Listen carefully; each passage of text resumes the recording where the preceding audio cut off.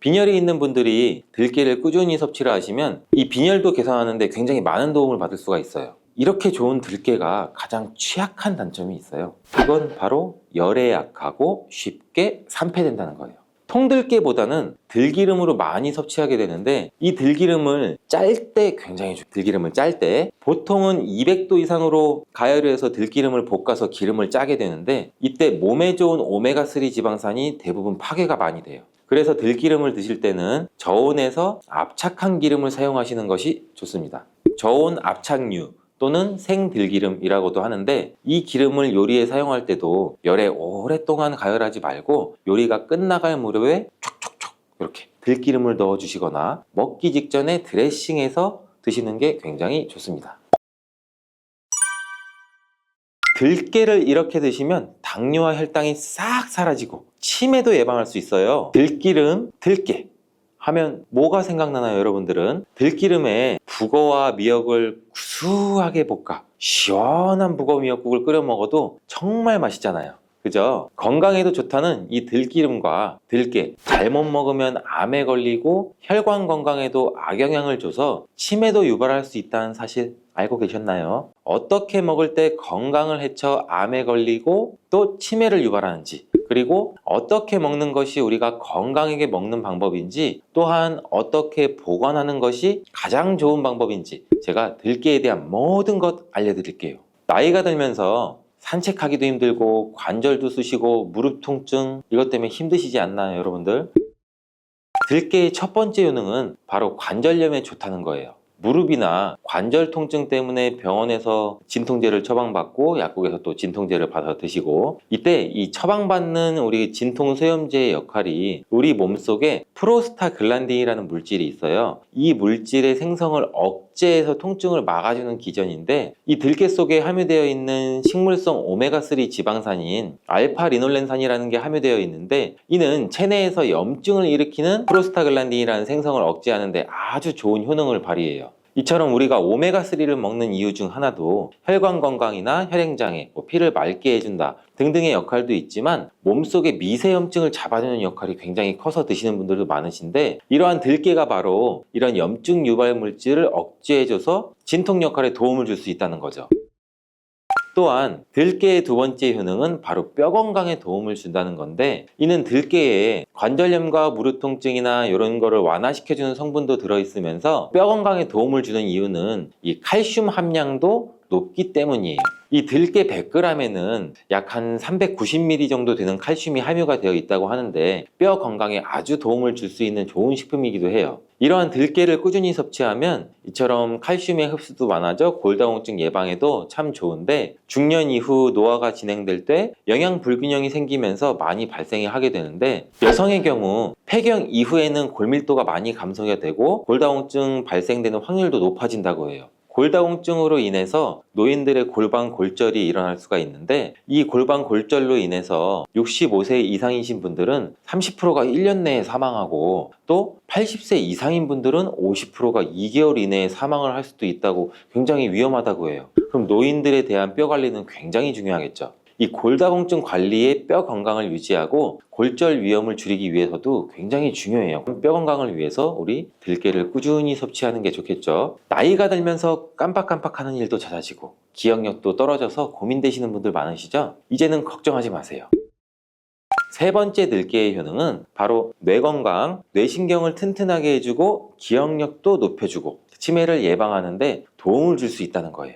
이렇게 좋은 효능이 있는 이유는 잠깐 말씀드린 대로 오메가3가 풍부하게 함유가 되어 있는데, 이 오메가3는 보통 흔히들 알고 계시듯이 등푸른 생선에 많이 함유되어 있다고 알고 계시잖아요. 이것은 동물성 오메가3고 식물성 오메가3인 이 알파리놀렌산이라는 거는 들깨에 많이 들어있어요. 이 들깨에 함유된 지방산 중에서 이 60% 정도나 차지하는 게 바로 이 알파리놀렌산인데, 이 알파리놀렌산은 뇌신경 보호에 탁월한 효과가 있는데, 어떻게 뇌신경을 보호하느냐? 뇌신경에 염증을 일으켜서 망가뜨리는 이 사이토카인이라는 물질이 있는데, 이러한 사이토카인이라는 물질의 분비를 감소를 시키고, 또 알츠하이머 치매 환자의 뇌에서 많이 발견되는 이 비정상적인 단백질이라는 게 있어요. 이게 베타 아밀로이드라고 하는데, 바로 이 알파리놀렌산이 이 베타 아밀로이드를 감소시키기 때문이에요. 참치에도 많이 함유되어 있다는 DHA 많이 들어보셨죠? 이 DHA가 대표적인 뇌기능 강화 물질인데, 이 DHA가 우리의 기억력도 높여주는 데 도움 주고 또 학습 능력 또한 좋게 만들어주는데, 이 DHA는 체내에서 잘 합성이 되지가 않아서 식품으로 섭취를 하는 게 좋아요. 이 들깨에 함유된 알파리놀렌산이 흡수될 때 바로 이 DHA로 전환이 돼요. 그래서 어린이 전용 오메가3 같은 경우에서도 약국에서 많이 보시면 이 EPA보다는 DH 함유량이 높은 영양제도 굉장히 많이 찾아볼 수가 있는데, 이렇듯 들깨가 뇌신경이나 뇌 건강에 좋은 이유가 바로 이것 때문이에요. 네 번째 들깨의 효능은 이 심장을 건강하게 하고 혈관의 노화를 막아주는 데 도움을 준다는 거예요. 이 알파리놀렌산이 체내에 흡수될 때 DHA로 변환된다고 제가 말씀드렸잖아요. 그뿐만 아니라 EPA로도 변환이 되는데, 이 EPA가 어떤 역할을 하냐면 바로 혈소판 응집을 억제해서 혈관에 혈전이 생기는 것도 막아주는 효능도 같이 가지고 있어요. 물론 혈액순환도 도와주겠지만, 그리고 혈관은 튼튼하게 하는 효능과 혈액의 중성지방과 나쁜 콜레스테롤인 LDL을 낮추고 또 좋은 콜레스테롤인 HDL을 높여주는 역할도 같이 해요. 이 미국의 심장협회에서는 허혈성 뇌졸중이나 심장마비로 인한 돌연사, 관상동맥 질환 등의 위험을 감소시키기 위해서 매주 1회에서 2회 이상 오메가3 지방산이 풍부한 등푸른 생선을 섭취하는 것이 도움을 준다고도 발표를 했어요. 근데 이 오메가3 지방산의 함량을 살펴보면 이 100g당 오메가3 지방산의 함량이 연어에는 한 11.5g, 고등어에는 9.9g, 들깨에는 무려 63.1g이나 함유가 되어 있다고 해요. 굉장히 많이 함유되어 있죠. 이렇듯 들깨에는 연어에 비해서 5배 이상 들어있다는 건데, 들깨를 꾸준히 드셔서 혈관도 건강하게, 심장도 튼튼하게 유지하시기 바라겠습니다. 다섯 번째 들깨의 효능은 바로 변비에 좋다는 거예요. 이 들깨의 껍질에는 식이섬유가 굉장히 풍부한데, 들깨 100g에는 약 18g 정도로 풍부한 식이섬유가 함유가 되어 있어요. 이 식이섬유는 우리 장내에서 수분을 흡수하게 되는데, 이 수분을 흡수하게 되면 대변도 무르게 해주고 장 운동도 촉진해서 변비를 예방하는 데 도움을 줘요. 또한 불포화 지방산도 굉장히 풍부한데, 들깨에 함유되어 있는 이 리놀렌산이 대장의 염증도 억제해주고 변비로 인해서 발생할 수 있는 이 대장질환 또한 예방하는 데 도움도 줄 수 있어요. 여섯 번째 들깨의 효능은 바로 이 췌장을 건강하게 하는 데 도움을 준다는 거예요. 들깨에는 또 루테올린이란 성분이 풍부하게 들어있는데, 이 성분은 몸 안에서 인슐린에 대한 반응도를 높이는 기여를 해요. 이게 무슨 말이냐면, 우리 췌장에서 인슐린이 분비가 되죠. 인슐린이 조금만 분비하게 돼도 몸 안에서 이 인슐린에 대해서 반응을 잘하면 혈당이 급격히 올라가는 것도 막아주고, 또 췌장에서 인슐린 분비도 멈추는 역할을 하겠죠. 이렇게 췌장의 부담을 많이 덜어줄 수 있다는 거예요. 루테올린을 통한 인슐린 반응도가 높아지면 당뇨도 예방할 수 있고 혈당 조절에도 많은 도움을 받을 수 있어요. 일곱 번째 들깨의 효능은 알레르기성 질환을 예방하는 데 도움을 주는 건데, 들깨에 오메가3 지방산이 많이 함유되어 있다고 했잖아요. 이 오메가3 지방산이 염증을 억제하고 면역력을 강화시키고 이러한 효과가 있어서 알레르기 증상도 예방하고 완화시키는 데 도움도 줄 수 있어요. 그리고 또 비타민 E가 풍부하게 함유가 되어 있는데, 이 비타민 E는 항산화 작용이 뛰어나고 알레르기 반응을 일으키는 물질인 히스타민의 분비를 억제하는 효과도 있어요. 여러분들이 처방받는 항히스타민제 굉장히 유명한 제품들 많잖아요. 약국 가면 이거와 비슷한 비전이라고도 어찌 보면 그렇게 볼 수가 있겠죠.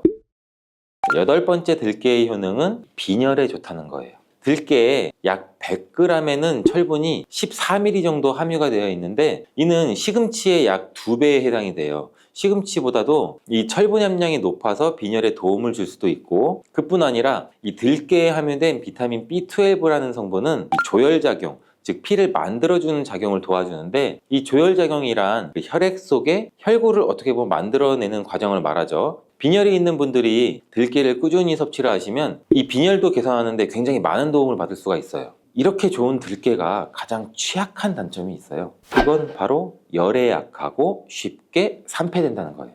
통들깨보다는 들기름으로 많이 섭취하게 되는데, 이 들기름을 짤 때 굉장히 좋아요. 들기름을 짤 때 보통은 200도 이상으로 가열을 해서 들기름을 볶아서 기름을 짜게 되는데, 이때 몸에 좋은 오메가3 지방산이 대부분 파괴가 많이 돼요. 그래서 들기름을 드실 때는 저온에서 압착한 기름을 사용하시는 것이 좋습니다. 저온 압착유 또는 생들기름이라고도 하는데, 이 기름을 요리에 사용할 때도 열에 오랫동안 가열하지 말고 요리가 끝나갈 무렵에 촉촉촉 이렇게 들기름을 넣어 주시거나 먹기 직전에 드레싱해서 드시는 게 굉장히 좋습니다. 또한 이 들기름은 산패가 쉽게 되는데, 이 들기름이 산패되면 벤조피렌이라는 물질이 생성되는데, 이게 1급 발암 물질이에요. 이 산패된 들기름을 지속적으로 드시게 되면 발암 물질을 계속 먹게 되는 거죠. 그래서 이 들기름의 사용 기간 또한 지켜주시는 게 좋은데, 보통은 2달 이내로 드시는 게 가장 좋고, 개봉을 하셨다면 1달 이내에 소비하는 것을 추천드립니다. 어떻게 보면 어린이 시럽이랑도 비슷하죠, 유통기한이. 이 들깨는 또한 보관 방법도 굉장히 중요해요. 신문지나 검은 비닐 이런 걸로 감싸서 빛을 차단하고 밀봉한 상태에서 반드시 냉장 보관하시기를 추천해 드립니다. 실온에 두신다면 들기름의 산패는 급속히 진행이 돼요. 근데 이 들기름을 오래 보관할 수 있는 방법도 있는데, 이것은 참기름과 섞어서 보관하는 거예요. 이 참기름에는 비타민 E와 세사몰이라는 성분이 있는데, 이 성분이 들기름의 산패를 막아줘서 도움을 주죠. 이 세사몰이라는 성분은 참기름을 고온에서 볶거나 기름을 짜는 과정에서 생성되는 물질인데, 이 때문에 다른 기름에 비해 참기름이 산패가 느리고 지속성이 좋은 거예요. 그래서 들기름과 참기름을 7:3, 8:2 정도로 섞어서 보관하시면 조금 더 오래 보관할 수가 있습니다. 근데 들깨를 기름으로 드시게 되면 들깨 껍질을 섭취할 수가 없잖아요. 들깨 껍질에 몸에 좋은 식이섬유와 대표적인 항산화 물질인 이 페놀 성분들을 다 버리게 되는 거예요. 그래서 들깨를 제대로 드시려면 들기름보다도 통들깨 자체로 드시는 게 좋은데, 우리 마트 많이 가잖아요. 마트에 가면은 통들깨보다도 들깨 가루를 굉장히 많이 판매해요. 이 들깨 가루는 산패가 빨리 되기 때문에 통들깨를 구매해서 드시는 것을 추천을 드리고, 이 통들깨를 구매하시면 그 안에 작은 돌이라든지 이물질이 또 많이 들어있겠죠. 그래서 세척도 잘 해주셔야 돼요. 제가 세척하는 법 알려드릴게요. 먼저 들깨를 물에 담가 씻어요. 그리고 물 위에 동동 뜨는 것만 얇은 채로 걷어서 옮겨주시고, 이렇게 반복하게 되면 바닥에 이제 돌이나 이물질만 남게 되는데, 또 이거를 버리고 또 물에 담가 씻어주고, 또 물 위에 뜨는 것만 채로 살짝 걷어서 옮겨주시고, 이 작업을 한 3-4번 정도 반복해 주시면 되는데, 이렇게 하면 통들깨를 깨끗하게 세척할 수가 있죠. 깨끗하게 세척한 통들깨는 자연 건조해줘도 되지만 시간이 오래 걸리니까 팬에 담아서 약한 불로 건조해 주시거나, 아니면 쉬운 방법은 집에 있는 전자레인지를 이용하셔서 건조시키면 돼요. 근데 전자레인지를 이용한 건조 방법을 제가 알려드릴게요. 세척한 통들깨를 접시에 담아서 한 5분 정도 돌려주시면 돼요. 이때 수시로 상태를 확인해 줘야 돼요. 아직 건조가 5분 정도면 건조는 덜 됐을 거예요. 근데 오랜 시간 전자레인지에 돌리면 들깨가 탈 수가 있죠. 이렇게 5분 정도씩 돌려가면서 중간중간 상태를 확인해 주고 완전히 건조될 때까지 이 작업도 반복해 주시면 돼요. 이 완전히 건조된 통들깨는 그냥 스푼으로 떠서 드셔도 되고, 먹을 만큼씩 믹서기에 갈아서 음식에 넣어서 드셔도 되고, 통들깨 자체로도 음식에 넣어 드셔도 되죠. 이렇게 하시면 들깨를 산패되지 않은 채로 신선하고 건강하게 버리는 거 없이 드실 수가 있습니다. 이렇게 노랗게 변한 바나나는 색깔만 변한 것이 아니라 성분에도 변화가 생기게 돼요. 당뇨에 도움이 되는 저항성 전분은 점점 줄어들고, 포도당과 과당 같은 당분은 점점 늘어나게 되는 거죠. 바나나는 속살이 부드럽고 달콤해서 남녀노소 누구나 좋아하는 과일 중 하나죠. 먹기도 편하고 다이어트에도 좋다고 알려지면서 굉장히 많은 분들이 먹게 되는 과일이 바로 바나나죠. 이 바나나도 함께 먹으면 보약이 되는 궁합이 좋은 음식이 있고, 또 함께 먹으면 오히려 독이 되는 음식도 있답니다. 오늘 영상을 통해 이 바나나의 효능, 함께 먹으면 안 되는 음식, 함께 먹으면 보약이 되는 음식, 그리고 바나나의 보관 방법까지 바나나에 대한 모든 것을 알아가시기 바랍니다. 바나나가 어떤 상태일 때를 가장 좋아하시나요, 여러분들? 저는 이쁘게 노란색으로 숙성되었을 때 먹는 것을 굉장히 좋아하는데, 그 이유는 초록색일 때는 아직 다 단맛도 조금 덜하고 식감도 약간 서걱서걱하고 약간 맛이 없는 것 같고, 근데 또 갈색의 반점이 생기면 왠지 먹기에도 좀 찝찝하고 시간이 더 지나면 상한 것처럼 무르고 이런 생각도 들어서 먹기에 좀 꺼려지는데, 근데 초록색 바나나, 노란색 바나나, 갈색 바나나 각각의 영양소가 달라진다는 사실 알고 계시나요? 먼저 초록색 바나나는 덜 익은 바나나는 맞아요. 근데 그렇다고 못 먹는 바나나는 아니에요.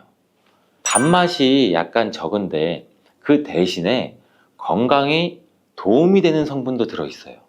바로 당뇨 환자에게 도움이 됩니다. 초록색 바나나가 당뇨 환자에 도움이 된다고? 이 초록색 바나나는 소장에서 분해가 되지 않고 대장까지 내려가서 대장의 미생물에 의해 분해되는 이 저항성 전분이란 게 풍부해요.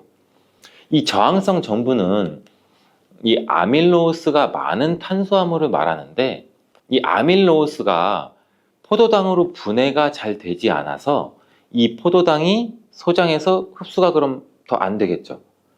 그래서 그 결과 혈당이 급격히 오르는 것도 막아주는 역할을 해요. 이렇게 분해가 잘 되지 않고 남아있는 식이섬유가 많은 저항성 전분이 많은 음식들은 결국에는 우리 장에 유산균의 먹이가 되죠. 그래서 우리 장의 장내 세균총을 건강하게 만들 수가 있고, 이로 인해서 또 인슐린 감수성도 풍부하게 해주고 면역력에도 긍정적인 효과를 나타낼 수가 있어요. 이 당뇨 환자분들이 바나나가 단맛이 좋은 열대과일이라서 못 드시는 것으로 생각하시는데, 앞서 말씀드린 이유로 이 초록 바나나를 드시면 굉장히 도움이 됩니다. 그리고 이 초록 바나나는 소화되는 시간이 노란 바나나에 비해서 길기 때문에 이 포만감도 오래 유지시켜줘서 다이어트하는 식단에도 도움을 줄 수가 있어요.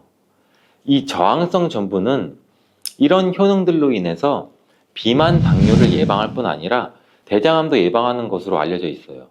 단 한 가지 주의할 점은, 이 과민성 대장 증후군이 있으신 분들이 초록색 바나나를 드시면 오히려 증상이 더 악화될 수 있으니 이 점은 주의해 주시길 바래요. 자, 두 번째로 노란 바나나인데, 이 초록 바나나가 노란색으로 변할 수 있는 이유는 바로 그 에틸렌 가스 때문이에요. 나무에서 똑 떨어진 바나나는 이 꼭지에서 에틸렌 가스라는 물질이 분비가 되는데, 이때 이 초록색을 띠게 만드는 이 클로로필이라는 색소가 에틸렌 가스에 의해서 분해가 돼서 점점 노란색으로 변해가는 거예요. 이렇게 노랗게 변한 바나나는 색깔만 변한 것이 아니라 성분에도 변화가 생기게 돼요. 당뇨에 도움이 되는 저항성 전분은 점점 줄어들고 포도당과 과당 같은 당분은 점점 늘어나게 되는 거죠. 그렇기 때문에 초록색 바나나보다 노란색 바나나가 훨씬 더 단맛이 좋아지게 되는 이유죠. 식감도 더 부드러워지게 되고 향도, 단향도 더욱 강해지고 소화도 초록색 바나나보다 더 잘 되게 돼요. 또 항산화 성분인 비타민 C와 비타민 E 그리고 식이섬유의 양도 풍부해져요. 노란색 바나나에서 시간이 지나면 갈색의 반점이 또 점점 생기기 시작하는데, 이 반점을 슈가 스팟이라고 해요. 이름처럼 바나나의 당분 함량이 점점 높아지면서 당분이 농축돼서 만들어지는 건데, 색깔이 변했을 뿐이지 상한 것은 아니에요. 그런데 이 슈가 스팟이 점점 많아질수록 바나나의 당분 함량이 높아지는 것 때문에 당뇨가 있으신 분들은 섭취하실 때 주의해 주시는 게 좋겠고, 최근에 바나나에 대한 연구가 굉장히 많이 또 진행되고 있는데, 이 슈가 스팟이 생겼을 때 바나나의 성분에 대한 실험도 진행됐어요. 일본 데이쿄 대학 연구에 따르면 이 갈색 반점이 생긴 바나나의 면역 효과는 노란색의 바나나보다 최대 8배 높았으며, 종양을 괴사시키는 물질로 알려진 우리 NK 면역세포를 또 활성화도 시켜준다고 해요.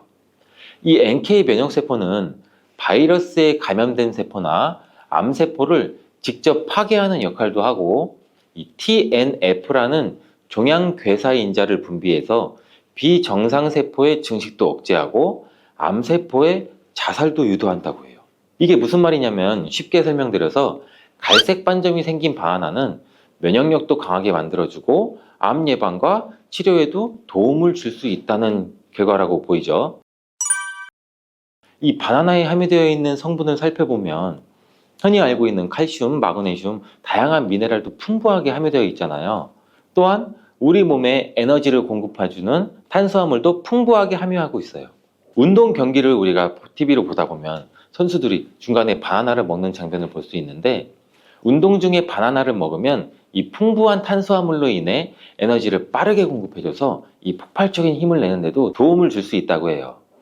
나이가 들면서 점점 몸 안의 호르몬이나 에너지 균형도 깨지고 건강도 점점 안 좋아지게 되는데, 특히 혈관 건강에 문제가 생기는 경우가 굉장히 많이 있어요.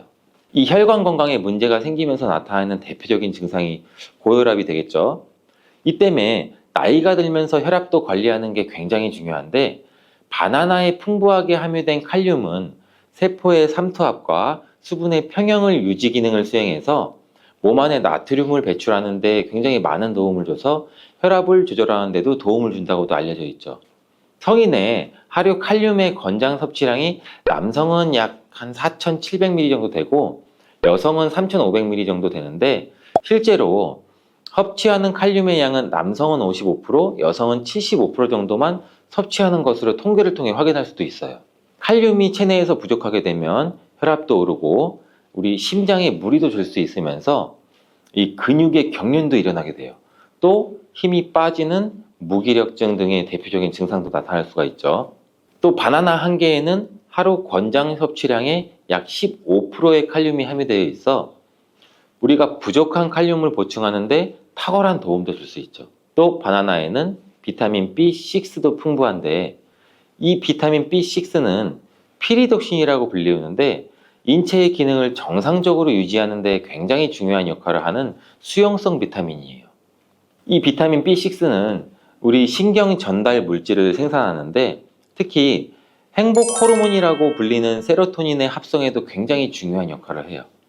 이 세로토닌은 행복감과 안정감을 느끼게 해주고 우리 몸의 스트레스도 완화시켜주고 또 식욕을 조절해서 체중 감량에도 도움을 주고 수면의 질도 향상시켜 피로회복에도 도움을 주는 성분이에요. 이러한 효능으로 우울증, 불안장애, 불면증, 이렇게 정신질환도 같이 예방되고 치료하는 데에도 활용되는 성분이 세로토닌이에요. 쉽게 말해서 바나나를 섭취하면 행복감을 높일 수 있는데 도움을 줄 수 있다는 거죠. 또 비타민 B6는 우리 몸의 호모시스테인 농도도 조절해줘서 이 심혈관 질환이나 뇌혈관 질환도 예방하고 단백질을 분해해서 몸에 에너지를 공급하는 데도 도움을 줘서 우리 바나나를 먹으면 힘이 나는 거예요. 이렇게 좋은 효능이 있는 바나나도 함께 먹이면 오히려 독이 되는 식품이 있는데, 그 첫 번째가 바로 우유예요. 우유? 바나나 우유? 이 그렇게 유명한 바나나 우유도 있는데 무슨 말을 하는 건지 이렇게 생각하시는 분들도 있죠. 맞아요. 우유에 풍부한 칼슘은 흡수가 잘 안 돼서 다른 미네랄 성분이 필요한데, 대표적으로 비타민 D와 마그네슘이 칼슘의 흡수를 도와주죠. 바나나의 칼륨과 함께 우리 몸속의 나트륨을 배출해주는 효능도 극대화시켜주기도 하는데, 이 우유에 풍부한 트립토판도 세로토닌의 분비도 도와줘서 바나나와 함께 행복도를 높이는데 탁월한 효능을 발휘하기도 해요. 하지만 이러한 효능도 소화를 잘 시켰을 때 이야기예요. 이 소화력이 좋은 분들한테는 이런 효능을 누릴 수 있지만, 나이가 들면 들수록 소화가 잘 안 되시는 분들이 바나나와 우유를 함께 드시게 되면 이 불용성인 바나나가 위 속에 오래 남아있게 되고, 바나나의 유기산과 당분이 우유의 풍부한 단백질 칼슘과 결합해서 소화가 더 어려워지게 된다고 해요. 바나나가 우유의 결합물이 위와 장에서 과발효가 일어나고 소화기관에 무리가 주게 된다는 얘기죠. 이렇게 되면 위염이나 식도염 등 다양한 질환이 나타날 수 있고, 계속되면 만성질환이 나타날 수도 있고, 위 건강이 안 좋으신 분들이나 위가 약하신 분들, 소화가 잘 안 되시는 분들은 주의해서 드시라고 말씀을 드리는 거예요. 그렇다면 장 건강에 도움을 주는 바나나와 함께 먹으면 좋은 음식은 없을까요? 있습니다. 바로 오트밀이에요.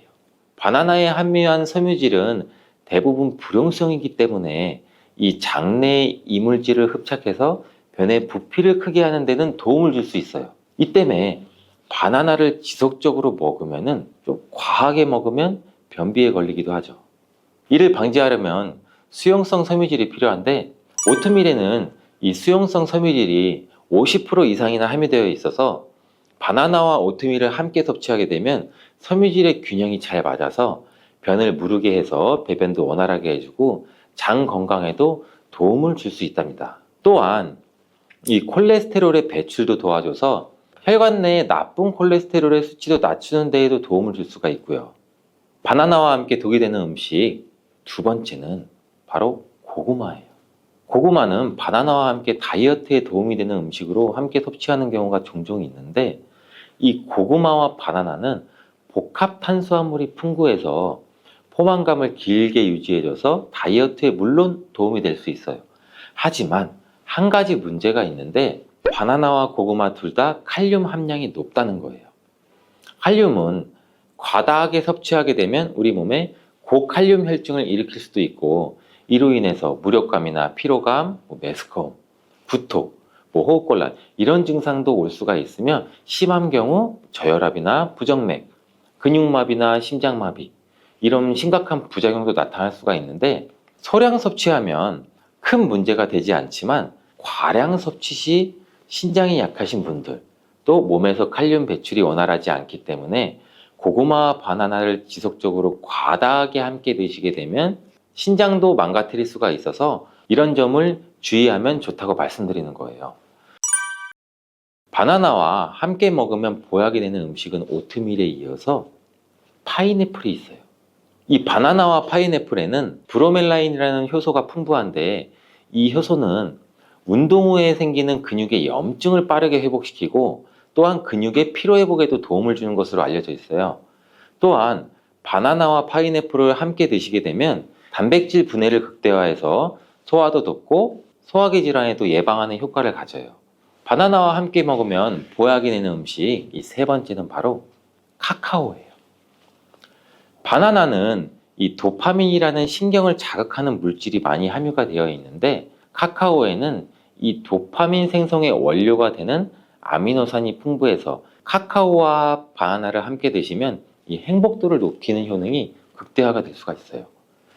카카오에는 폴리페놀과 이 플라보노이드 등의 항산화 물질이 풍부해서 우리 몸의 활성산소도 제거해주고 세포의 노화도 방지해줘요. 바나나에도 항산화 물질인 베타카로틴과 비타민 C가 풍부해서 카카오와 바나나를 함께 드시면 항산화 효과도 같이 높일 수가 있는 거죠. 바나나와 함께 먹으면 보약이 되는 음식 이 네 번째는 바로 견과류예요. 바나나와 견과류를 함께 드시면 이 세로토닌의 분비가 촉진이 돼서 마음을 차분하게 하고 숙면을 취하는 데도 도움이 돼요. 또한 바나나의 풍부한 마그네슘은 근육의 이완을 돕고 견과류의 트리토판을 세로토닌으로 바꿔주는 성분인 이 비타민 B6가 바나나에 풍부해서 견과류와 바나나를 함께 드시면 불면증과 우울증을 예방하고 개선시킬 수 있는데 도움을 줄 수 있다고 하네요.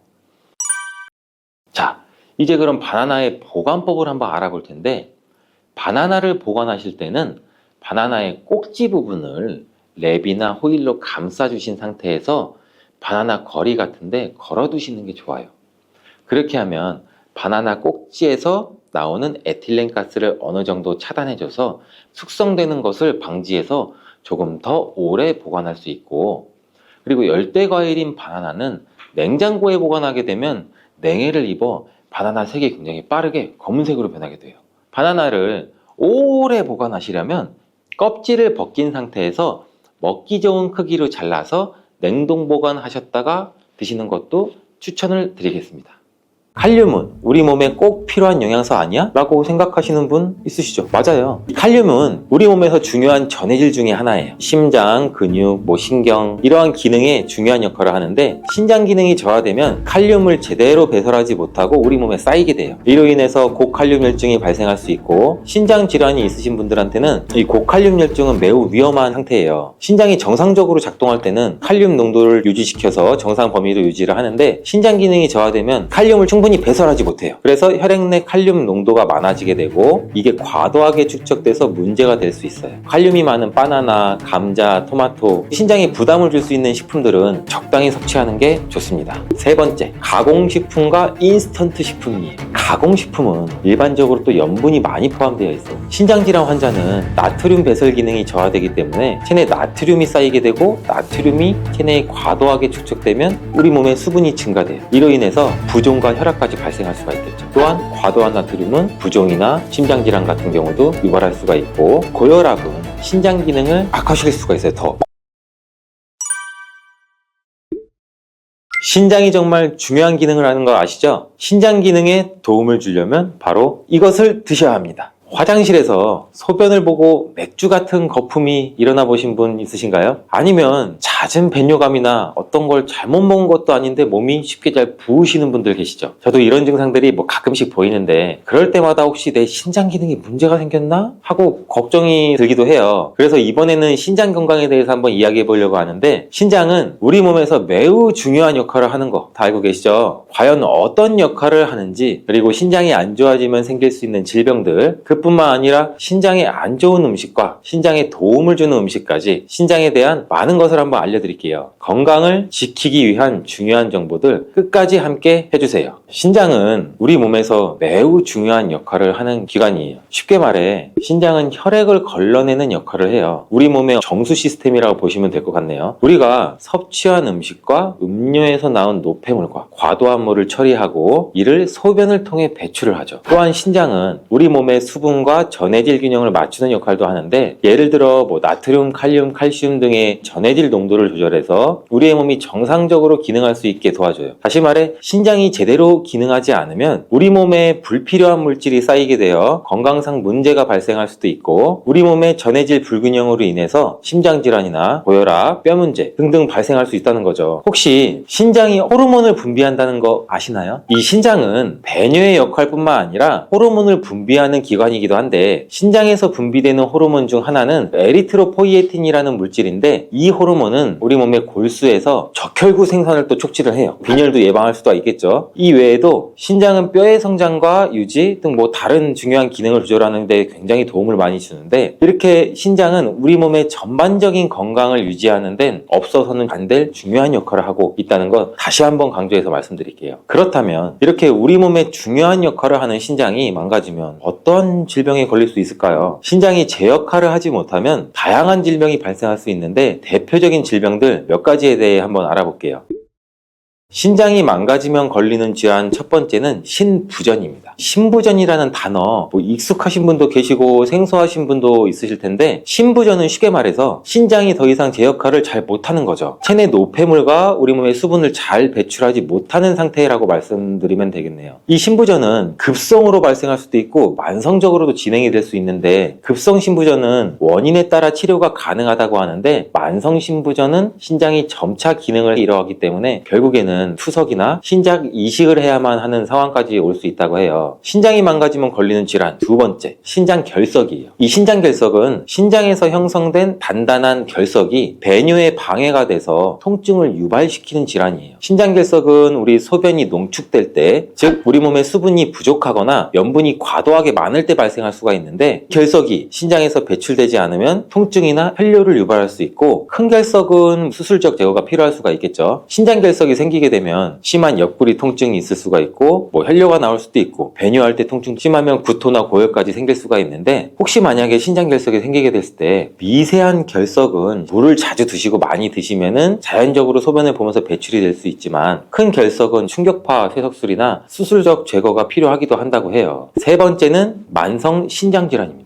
이 만성 신장 질환은 신장 기능이 서서히 저하되는 질환으로 고혈압이나 당뇨병, 심혈관 질환 등과 같은 원인으로 작용할 수 있는 무서운 질환인데 만성 신장 질환은 초기에는 별다른 증상이 나타나지는 않아요. 신장이 점차 기능을 잃어가게 되면 우리 몸에 노폐물을 배출을 못하니 독소가 쌓이겠죠. 부종이나 피로감 등 여러 증상이 나타날 수가 있어요. 만약 적절한 때에 치료를 받지 않으면 만성 신장 질환은 이제 신부전까지도 이어질 수가 있고 결국에 투석이나 신장 이식까지도 필요할 유발할 수 있다는 것 기억해 두시면 좋을 것 같습니다. 이러한 신장 질환이 더 진행되면 신장은 더 이상 우리 몸의 독소를 효과적으로 제거하지 못하고 이로 인해서 혈액에 노폐물이 쌓이게 되는데, 이러한 독소가 혈액을 통해서 다른 장기나 시스템에 영향을 미치겠죠. 심장, 뇌, 혈관 여러 기관에 부담을 줄 수도 있겠죠. 그래서 심각한 합병증까지도 초래할 수가 있죠. 그러니 신장 건강 꼭 챙기셔야겠죠. 몸이 찌뿌둥하거나 아무 이유 없이 몸이 부었을 때, 혹은 거품이 많은 소변을 봤을 때 저는 내 신장이 괜찮은가 하고 걱정이 든다고 아까도 말씀드렸잖아요. 혹시 나의 신장은 건강한 건지 아니면 질환이 생겼는지 알아볼 수 있는 방법이 있을까요? 물론 병원에 가서 신장 검사를 하는 것이 제일 정확하겠지만, 신장이 망가지면 우리 몸에서 다양한 증상이 또 나타나는데 어떤 증상이 나타날 수 있는지 알아볼게요.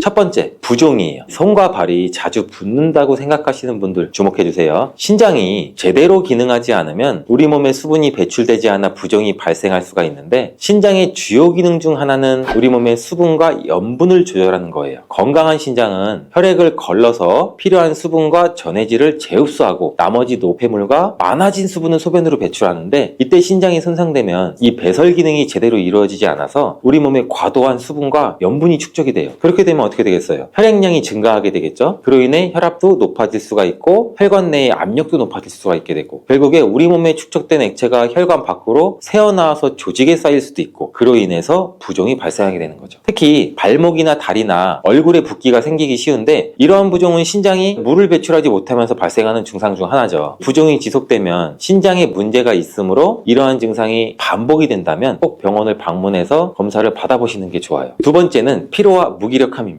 신장이 기능을 저하시킬 때 노폐물과 과도한 수분이 우리 몸에 쌓이게 된다고 했잖아요. 그로 인해 몸이 점점 피곤해지고 무기력해질 수 있어요. 신장이 분비하는 에리스로포이에틴이라는 호르몬이 부족해지기 때문인데, 적혈구 생성이 줄어들어서 빈혈도 발생할 수 있고, 빈혈이 생기면 더욱 피곤하고 무기력해질 수도 있고, 세 번째는 소변 변화예요. 신장이 망가질 경우 소변의 양이나 색깔이 변할 수가 있는데, 소변량이 급격히 줄어든다거나 반대로 소변량이 과도하게 많아진다면 신장에 문제가 있는 거를 의심도 해봐야 돼요. 또한 소변에 거품이 많이 생기거나 원래의 밝은 노란빛이 아닌 붉거나 갈색을 띠는 경우에도 신장 기능 저하가 의심이 되므로 꼭 병원에서 적절한 검사를 하는 것이 필요해요. 네 번째는 피부의 가려움증이에요. 신장이 제대로 기능하지 않으면 우리 몸에 독소가 축적돼서 피부 가려움까지도 생길 수가 있어요. 건강한 신장은 혈액을 필터링해서 노폐물, 요소, 크로아틴과 같은 독소를 제거하고 소변으로 배출하는데, 신장이 이 필터 기능을 제대로 하지 못하면 이들 노폐물이 혈액 속에 축적이 되는 거죠. 이러한 혈액 속에 쌓인 독소와 노폐물이 피부로 이동하면서 가려움증까지 유발할 수 있습니다. 이러한 증상은 신장성 가려움증이라고 하는데, 신장 기능이 저하되었을 때 흔히 발생하기도 해요. 신장이 손상되면 인산염과 같은 화학 물질이 혈액에 축적될 수가 있어요. 이러한 물질이 오히려 피부에 자극을 줘서 가려움증까지 일으킬 수 있습니다. 또한 신장 질환에 의해서 우리 몸에 독소가 축적되면 히스타민이라는 화학 물질이 과도하게 분비가 되는데, 히스타민은 신장이 손상된 사람들한테 가려움증도 유발할 수가 있어요. 신장은 한번 나빠지게 되면 예전처럼 회복하기는 매우 어렵다고 하는 말 혹시 들어보셨나요? 그래서 신장이 안 좋으신 분들은 먹는 것도 가려 드시는 게 좋아요. 신장에 좋은 음식 찾아 먹는 것도 중요한데, 신장에 안 좋은 음식을 자제하는 것 또한 매우 중요해요. 그렇다면 우리의 소중한 신장을 망가뜨리게 하는 음식들은 뭐가 있을까요? 신장을 망가지게 하는 대표적인 음식 4가지 정도 소개해 드릴게요. 첫 번째, 소금이 많이 들어간 음식. 소금이 많이 들어간 음식은 신장에 부담을 많이 줘요. 우리 몸속에 나트륨이 과도하게 들어가면 신장이 이 나트륨을 소변으로 배출하는 역할을 하는데, 이때 너무 과한 양의 나트륨은 신장에 부담을 주겠죠. 따뜻한 국이 없으면 밥이 안 들어가신다는 분들 있죠. 한국인의 밥상에는 국이 빠질 수가 없어요. 소금 간을 아주 적게 드시는 건 상관이 없는데, 간이 알맞게 되어 있는 국 혹은 평소에 짜게 드시는 분들이 먹는 국에는 사실 생각보다 많은 소금이 들어간다는 거 아셔야 돼요. 또한 국은 액체라서 쉽게 많이 섭취하게 되는데, 이럴 때 우리 체내 염분 농도를 올리게 되죠. 그래서 많은 의사 선생님들이 신장이 안 좋은 분들한테는 숟가락을 사용하지 않고 젓가락으로만 음식을 드세요 말씀하시는 이유도, 되도록이면 국이나 탕, 찌개는 멀리 하도록 한다는 뜻이죠. 두 번째, 고칼륨 식품입니다. 칼륨은 우리 몸에 꼭 필요한 영양소 아니야? 라고 생각하시는 분 있으시죠? 맞아요. 이 칼륨은 우리 몸에서 중요한 전해질 중에 하나예요. 심장, 근육, 뭐 신경 이러한 기능에 중요한 역할을 하는데 신장 기능이 저하되면 칼륨을 제대로 배설하지 못하고 우리 몸에 쌓이게 돼요. 이로 인해서 고칼륨혈증이 발생할 수 있고 신장 질환이 있으신 분들한테는 이 고칼륨혈증은 매우 위험한 상태예요. 신장이 정상적으로 작동할 때는 칼륨 농도를 유지시켜서 정상 범위로 유지를 하는데 신장 기능이 저하되면 칼륨을 충분히 배설하지 못해요. 그래서 혈액 내 칼륨 농도가 많아지게 되고 이게 과도하게 축적돼서 문제가 될 수 있어요. 칼륨이 많은 바나나, 감자, 토마토, 신장에 부담을 줄 수 있는 식품들은 적당히 섭취하는 게 좋습니다. 세 번째, 가공식품과 인스턴트 식품이에요. 가공식품은 일반적으로 또 염분이 많이 포함되어 있어요. 신장질환 환자는 나트륨 배설 기능이 저하되기 때문에 체내에 나트륨이 쌓이게 되고 나트륨이 체내에 과도하게 축적되면 우리 몸에 수분이 증가돼요. 이로 인해서 부종과 혈압까지 발생할 수가 있겠죠. 또한 과도한 나트륨은 부종이나 심장질환 같은 경우도 유발할 수가 있고 고혈압은 신장 기능을 악화시킬 수가 있어요. 더 뿐만 아니라 가공식품에는 보존료, 색소, 감미료, 인공향료 등의 첨가물이 포함되는 경우가 많아요. 이들은 우리 몸에 독소로 작용할 수도 있고 신장에 부담을 가중시켜서 염증과 우리 몸의 산화적 스트레스 또한 일으킬 수가 있어요. 네 번째, 고단백 식품입니다. 단백질은 우리 몸에 꼭 필요한 영양소지만 고단백 식품이 신장질환 환자한테 좋지는 않아요. 신장이 단백질 대사 부설물을 배설하는데 굉장히 중요한 역할을 하는데 이 고단백 식품을 섭취하면 단백질이 우리 몸에서 분해돼서 요소랑 크레아틴과 같은 질소화합물이 생기게 되거든요. 신장이 정상적으로 기능하면 이 질소화합물들을 소변을 통해 배출시키지만 신장 기능이 저하되면 이를 제대로 배출하지 못하게 돼요. 그래서 우리 몸에 질소화합물이 축적돼서 독성 물질로 작용할 수가 있거든요. 이 신장 질환이 있으면 단백질 배설이 어려워져서 과도한 단백질 섭취는 신장 기능을 악화시킬 수 있다는 거 기억하시길 바라겠습니다. 신장이 안 좋으신 분들은 단백질이 과량 함유된 붉은 고기와 같은 가공육, 달걀, 치즈, 우유, 해산물 과하게 섭취하는 것을 피하는 걸 추천드릴게요. 이렇게 신장을 망치는 음식들을 알아봤는데 어떤 음식이 신장에 그럼 도움이 돼요? 제가 신장에 좋은 음식 3가지를 바로 말씀드릴게요. 첫 번째, 오이입니다. 오이가 신장에 도움을 준다니 참 의외죠. 이 오이는 수분이 풍부해요. 그리고 칼륨은 낮아요. 이런 특성 때문에 신장에 부담을 주지 않으면서도 우리 몸의 수분 균형을 맞추는 데 도움이 돼요. 오이의 약 95% 정도는 수분인 거 아세요? 이로 인해서 이 오이는 우리 몸에 수분을 공급하고 배뇨를 촉진하는 역할을 하는데 이 우리 몸의 수분을 충분히 유지하면 신장이 노폐물을 효과적으로 배출하고 신장에 쌓인 불필요한 물질을 제거할 수 있어서 신장 건강에도 매우 유익하다고 해요. 또 이 오이는 항염증 성분을 가지고 있어 염증을 완화하고 신장에 가해지는 염증성 압박을 줄이는 데도 도움을 줘요. 신장질환에서 염증은 주요 문제 중에 하나라서 이를 예방하거나 감소시키는 데 오이가 굉장히 큰 도움을 주는 거죠. 그리고 오이는 저칼로리 식품이어서 체중 관리에도 탁월한데 오이의 낮은 나트륨 함량으로 신장이 과도한 염분을 처리하는 데 도움이 되죠. 즉 신장을 조금 쉴 수 있게 만들어주는 거죠. 두 번째는 당근이에요. 당근은 비타민 A가 풍부해서 신장을 건강하게 하는데 도움을 주는 음식이에요. 당근에는 비타민 A의 전구체인 베타카로틴이라는 게 풍부한데 우리 몸의 세포가 손상되는 것도 방지하고 신장 기능을 유지하는 데도 중요한 역할을 해요. 그래서 이 베타카로틴이 우리 몸의 세포를 손상시키는 자유라디칼이라는 물질을 중화시켜서 세포 손상도 막아주고 염증을 줄이는 데도 도움을 줘서 신장질환 예방에도 좋은 영향을 줄 수가 있어요. 세 번째는 양배추예요. 양배추는 칼륨 함량이 비교적 낮은 채소로 신장이 약한 사람들한테 좋은 식품인데 신장이 제대로 기능하지 않으면 칼륨이 체내에 축적될 수 있는데 칼륨이 계속해서 몸에 쌓이면 심각한 합병증이나 염증을 일으킬 수 있다고 했잖아요. 이럴 때 양배추처럼 칼륨이 비교적 적게 함유된 식품은 신장에 부담을 덜어주고 쉬게 만들어주고 신장 기능을 유지하는 데도 큰 효능을 발휘하죠. 또한 이 양배추는 비타민 C, E, 플라보노이드, 폴리페놀 좋은 성분들이 굉장히 많죠. 또 항산화 성분도 풍부하고 이러한 항산화 물질은 신장을 포함한 세포를 보호하고 유해한 활성산소에 의한 손상도 방지하는 데 굉장히 중요한 역할을 하죠. 신장에 자유라디칼로 인한 손상이 축적되면 신장 기능이 저하될 수 있기 때문에 항산화 성분이 풍부한 양배추도 신장 질환에 예방적인 효과를 줄 수 있습니다.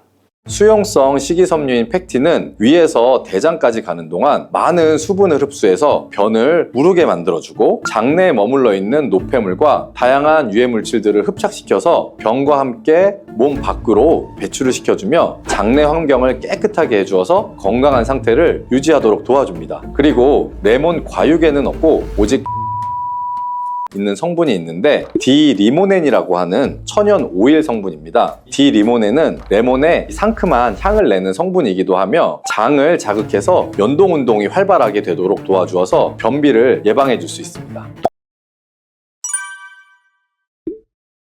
요즘 들어 뱃살과 내장 지방을 쏙 빼는데 효능이 좋기로 소문난 레몬, 우리가 요리에도 많이 사용하는 과일이죠. 레몬에는 다양한 영양 성분이 있어서 건강에 놀라운 효능을 발휘하는데요. 레몬도 잘 알고 드셔야 제대로 된 효능을 누릴 수가 있습니다. 잘못 드시면 오히려 몸에 독이 되는 경우도 많이 있거든요. 영상을 통해서 레몬에 어떤 효능이 있는지, 어떻게 먹어야 되는지, 함께 먹으면 보약이 되는 음식에는 어떤 것이 있는지, 그리고 레몬 드실 때 주의할 점까지 레몬에 대한 모든 것을 알려드릴게요. 레몬은 다이어트뿐만 아니라 당뇨 예방과 관리에도 아주 탁월한 효능이 있습니다. 최근 연구 결과에서 레몬에 들어있는 비타민C와 풍부한 식이섬유, 각종 무기질과 구연산이 혈당 조절에 효과가 있어서 당뇨 예방에 도움이 될 수 있고, 또 지방을 분해해주는 효능이 있어서 다이어트에도 도움이 된다고 발표했습니다. 또한 레몬은 독소를 배출해주는 효능이 있어서 우리 몸의 신진대사를 원활하게 해주고 몸 안에 칼로리를 소모하는 데 도움이 되며, 이는 몸에 붓기를 빼고 체중을 줄이는 데 도움이 될 수 있습니다. 그럼 레몬의 효능에 대해서 조금 더 자세히 알려드릴게요. 12주 동안 진행된 연구에서 고지방 식단에다가 레몬 껍질에 함유된 페놀을 함께 섭취한 설치류는 고지방 식단만 섭취한 설치류보다 체중이 감소했다는 것을 발표했습니다. 또한 체질량 지수가 높은 한국 여성을 대상으로 한 실험에서 레몬 다이어트를 시행한 결과 그렇지 않은 사람들에 비해 체중과 허리 둘레가 줄어들었을 뿐만 아니라 인슐린 저항성까지 좋아진 결과를 볼 수가 있었고요. 레몬 껍질은 이런 독소를 배출하는 효능뿐만 아니라 변비를 해결하는 데에도 탁월한 효과가 있습니다. 레몬 껍질에는 비타민C뿐만 아니라 혈관 건강에 좋은 헤스페리딘, 그리고 골다공증 예방과 뼈 건강에 아주 중요한 칼슘, 그리고 팩틴이라는 성분이 아주 풍부하게 들어있습니다. 바로 이 팩틴이 변비를 예방하는데 탁월한 효능을 발휘합니다. 수용성 식이섬유인 팩틴은 위에서 대장까지 가는 동안 많은 수분을 흡수해서 변을 무르게 만들어주고, 장내에 머물러 있는 노폐물과 다양한 유해 물질들을 흡착시켜서 변과 함께 몸 밖으로 배출을 시켜주며 장내 환경을 깨끗하게 해주어서 건강한 상태를 유지하도록 도와줍니다. 그리고 레몬 과육에는 없고 오직 레몬 껍질에만 있는 성분이 있는데 디리모넨이라고 하는 천연 오일 성분입니다. 디리모넨은 레몬의 상큼한 향을 내는 성분이기도 하며 장을 자극해서 연동 운동이 활발하게 되도록 도와주어서 변비를 예방해 줄 수 있습니다. 또 레몬에는 구연산이라는 성분이 풍부한데요. 구연산이 체내 지방 분해 요소를 활성화시키는 역할을 해줍니다. 활성화된 지방 분해 요소는 쌓여있는 내장 지방을 태워주어서 허리 둘레를 줄여주는데 많은 도움을 주게 되죠. 아침에 일어나자마자 공복에 레몬 술을 마시면 체내 대사 기능이 활발해져서 몸 안에 에너지 소비도 활성화되게 됩니다. 대한비만학회에서 발표한 연구 결과를 보면 레몬술을 섭취한 그룹이 그렇지 않은 그룹보다 내장 지방이 더 많이 감소했다는 것을 확인할 수가 있었고요. 또한 레몬에 들어있는 성분들은 뇌졸중의 위험을 줄여주는 데도 도움이 될 수가 있습니다. 한 연구에 따르면 감귤류에 함유되어 있는 플라보노이드는 여성의 허혈성 뇌졸중 위험을 낮추는데 도움이 될 수 있다고 발표했습니다. 허혈성 뇌졸중은 가장 흔한 유형의 뇌졸중인데 혈전 때문에 뇌로 가는 혈액의 흐름이 방해가 되면서 발생할 수가 있습니다. 플라보노이드가 함유된 음식을 장기간 섭취하게 되면 이런 심혈관 질환뿐만 아니라 각종 암을 예방하는 데 도움이 될 수가 있다고 하는데요. 레몬에는 이런 플라보노이드와 함께 강력한 항산화 작용을 하는 비타민C가 아주 풍부합니다. 이 항산화 작용으로 세포 손상을 방지하고 암세포를 억제하는 항암 효과를 가지게 되는 것이고요. 또한 레몬은 피부 미용에도 아주 좋은데요. 피부색을 건강하게 해주는 데 탁월한 효능이 있습니다. 비타민C는 콜라겐을 형성하는 데 중요한 역할을 해주고 피부를 환하게 해주며 잡티를 제거해주는 효과가 있기 때문이죠. 그리고 레몬의 또 놀라운 효능 중 하나는 당뇨를 예방하고 개선하는 데 탁월하다는 것입니다. 레몬에는 헤스페리딘이라는 플라보노이드 성분이 들어있는데요. 이 헤스페리딘은 인슐린 감수성을 높이는 데 도움을 주게 됩니다. 인슐린 감수성이 좋아야 혈당 조절이 잘 되게 되는데 당뇨가 발생하면 이 감수성이 떨어지면서 인슐린의 저항성이 생기게 되죠. 헤스페리딘이 인슐린 저항성을 개선하는 데 많은 도움을 줄 수가 있습니다. 또한 레몬에는 많은 양의 항산화 물질들이 들어 있습니다. 비타민 C 뿐만 아니라 폴리페놀, 플라보노이드 등 다양한 물질들이 혈당으로 인해서 공격받고 상처난 몸의 세포들을 보호를 해주게 되는데요. 장의 베타세포를 보호해주는 것이 아주 중요한 효능입니다. 베타세포는 인슐린을 분비하는 세포인데 당뇨가 생기게 되면 가장 먼저 타격을 받게 됩니다. 레몬을 통해 베타세포를 보호하여 당뇨를 예방할 수 있게 되는 것이죠. 이런 레몬을 복용하는 가장 좋은 방법은 바로 레몬수입니다. 그럼 레몬수 만드는 방법을 바로 알려드릴게요. 깨끗하게 씻은 레몬 1개와 물 1리터를 준비해 주시고요. 레몬의 양 끝부분은 좀 쓴맛이 나기 때문에 잘라주시고 레몬의 씨는 제거하셔도 되고 그냥 두셔도 괜찮습니다. 적당한 크기로 자른 레몬을 80도 정도의 뜨거운 물에 넣어 주시고요. 충분히 우려내 주시면 레몬물이 완성이 됩니다. 물의 온도별로 레몬물의 항산화 능력이 어느 정도 차이가 나는지 실험을 한 결과 80도 이상의 뜨거운 물에서 가장 높은 항산화 효과가 나타났다는 발표를 한 적이 있습니다. 레몬의 제대로 된 효능을 얻기 위해서는 레몬물을 만들 때 꼭 뜨거운 물로 레몬을 우려내 주시기 바랍니다. 레몬물은 실온에서 어느 정도 식힌 후에 미지근해졌을 때 마시면 되고요. 레몬의 산미가 강해서 좀 드시기 힘드신 분들은 물을 충분히 희석해서 적응이 되시면 물의 양을 줄이시면 됩니다. 이런 레몬수를 만들어 드실 때 주의할 점이 있는데요. 첫 번째는 반드시 충분한 양의 레몬을 넣어야 한다는 것입니다. 레몬수를 만들 때 레몬 자른 거 몇 조각만 넣어서 드시는 경우들도 있는데 이 정도는 충분하지가 않고요. 물 1리터에 레몬 1개 정도 우려서 드셔야 레몬의 효과를 충분히 볼 수가 있습니다. 두 번째는 설탕을 넣으면 안 된다는 것입니다. 레몬의 신맛이 강해서 먹기가 힘들다고 설탕을 좀 넣어서 드시는 분들도 간혹 있는데 그렇게 하시면 오히려 우리 몸에 독이 될 수가 있습니다. 레몬수의 맛을 위해 설탕을 넣다 보면 설탕을 좀 과하게 드실 수가 있기 때문에 최대한 넣지 않는 것이 가장 좋습니다. 그리고 세 번째는 레몬을 세척할 때 깨끗하게 하셔야 하는데요. 우리가 보통 깨끗하게 세척한다고 식초나 베이킹소다를 이용해서 많이 세척을 하시잖아요. 이것과 관련해서 하버드 대학에서 연구한 결과가 있는데요. 레몬을 물에 약 2분 정도 담가 두었다가 흐르는 물에다가 잘 씻어주면 농약은 100% 제거가 된다고 합니다. 그런데 일반적인 상식과 달리 베이킹소다나 식초를 사용하게 되면 농약이 일부 남아있다는 것을 발표한 적이 있습니다. 레몬을 세척할 때는 그냥 아무것도 넣지 마시고 깨끗한 물로 세척해 주시기 바랍니다.